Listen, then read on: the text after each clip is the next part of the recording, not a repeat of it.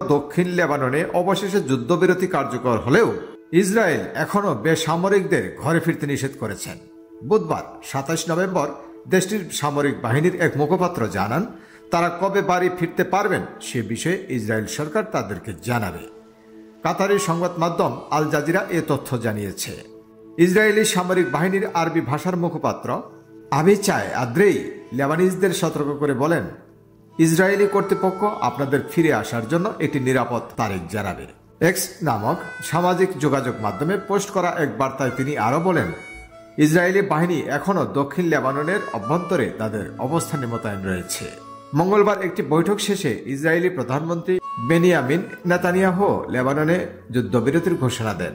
বুধবার ভোর থেকে এটি কার্যকর হয়েছে। মন্ত্রিসভার বৈঠক শেষে জাতির উদ্দেশ্যে দেওয়া ভাষণে নেতানিয়াহু উত্তর ইসরায়েলের বাসিন্দাদের বাড়ি ফিরে যাওয়ার পরামর্শ দেন। তবে তিনি সতর্ক করে জানান, হিজবুল্লাহ চুক্তি লঙ্ঘন করলে আমরা তাদের উপর আবারও হামলা চালাব। 7 অক্টোবর দক্ষিণ ইসরায়েলে হামাসের আক্রমণের পর ইসরায়েল গাজায় প্রতিশোধমূলক হামলা চালায়, যা গাজা যুদ্ধের সূচনা করে। এরপর থেকে নভেম্বর মাসে লেবানন ইসরায়েল সীমান্তে গুলি বিনিময়ের মাধ্যমে যুদ্ধ শুরু হয়, যেখানে ফিলিস্তিনিদের সমর্থনে হিজবুল্লাহ ইসরায়েলের বিরুদ্ধে লড়াই চালায়। অসংখ্য ধন্যবাদ সম্মানিত দর্শক আমাদের সাথে থাকার জন্য। আমাদের ইউটিউব চ্যানেল সাবস্ক্রাইব এবং পেজে ফলো দিয়ে পাশে থাকবেন।